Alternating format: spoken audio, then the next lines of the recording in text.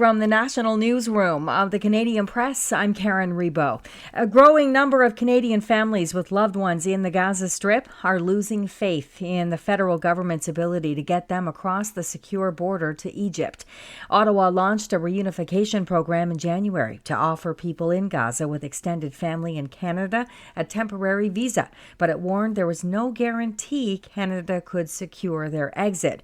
Now, families say they've paid the fees for their loved ones to cross the border and have finished the screening process, but they still haven't heard back about their visas. Fire crews in Ottawa had to rescue a driver and nearly a dozen passengers after a city bus ended up in a ditch. Ottawa Fire was called to a collision between an OC Transpo bus and another vehicle last evening amid some dangerous road conditions. As many as 10 passengers were able to be assisted out of the bus through the roof hatch, but crews had to use a saw to free the driver through the windshield. Student nutrition programs across Ontario are finding creative ways to stretch increasingly insufficient dollars.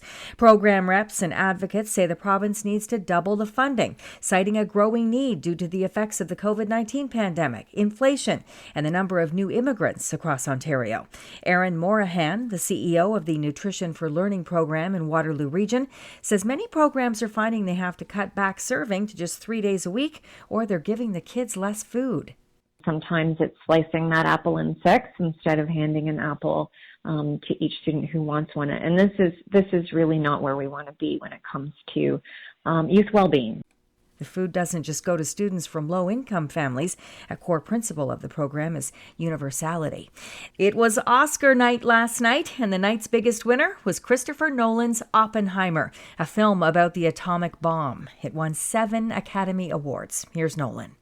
Starting with the release of the film in July, the response from people around the world far exceeded anything that I'd imagined possible.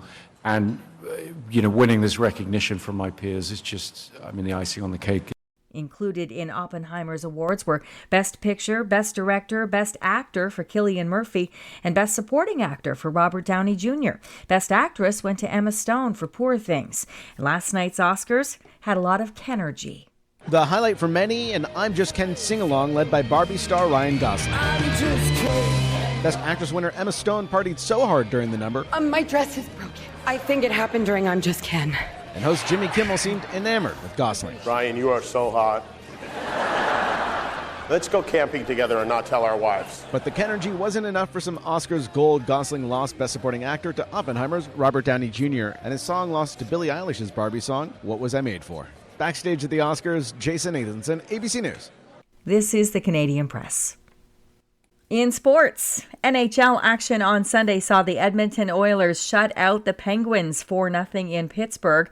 The Calgary Flames were crushed in Carolina 7-2 by the Hurricanes. In professional women's hockey league action Sunday, Ottawa defeated Montreal 4-2 in front of a rowdy 10,000 fans in Laval, Quebec. And Boston needed overtime to beat New York 3-2. In curling, Brad Gujou has won his 6th Brier, defending his Canadian men's curling championship with a 9-5 win over Saskatchewan's Mike McEwen.